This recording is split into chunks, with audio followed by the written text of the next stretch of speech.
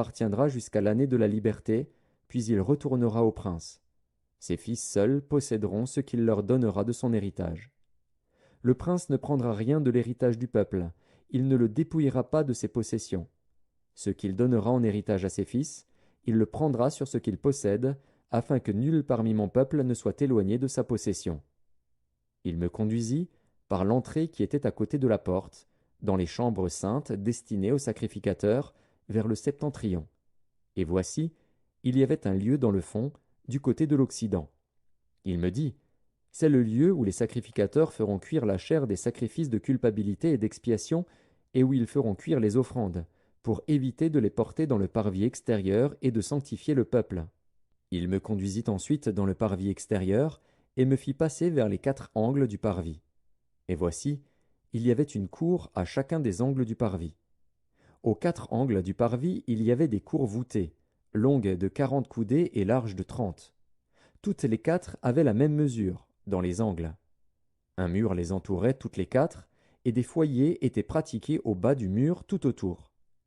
Il me dit, « Ce sont les cuisines, où les serviteurs de la maison feront cuire la chair des sacrifices offerts par le peuple. » Ézéchiel, chapitre 47. Il me ramena vers la porte de la maison. Et voici, de l'eau sortait sous le seuil de la maison, à l'orient, car la face de la maison était à l'orient. L'eau descendait sous le côté droit de la maison, au midi de l'autel. Il me conduisit par le chemin de la porte septentrionale, et il me fit faire le tour par dehors jusqu'à l'extérieur de la porte orientale.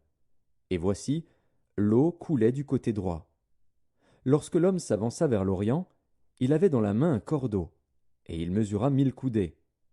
Il me fit traverser l'eau, et j'avais de l'eau jusqu'aux chevilles. Il mesura encore 1000 coudées, et me fit traverser l'eau, et j'avais de l'eau jusqu'aux genoux. Il mesura encore 1000 coudées, et me fit traverser, et j'avais de l'eau jusqu'aux reins. Il mesura encore 1000 coudées. C'était un torrent que je ne pouvais traverser, car l'eau était si profonde qu'il fallait y nager. C'était un torrent qu'on ne pouvait traverser. Il me dit, « As-tu vu, fils de l'homme ?» Et il me ramena au bord du torrent. Quand il m'eut ramené, voici, il y avait sur le bord du torrent beaucoup d'arbres de chaque côté.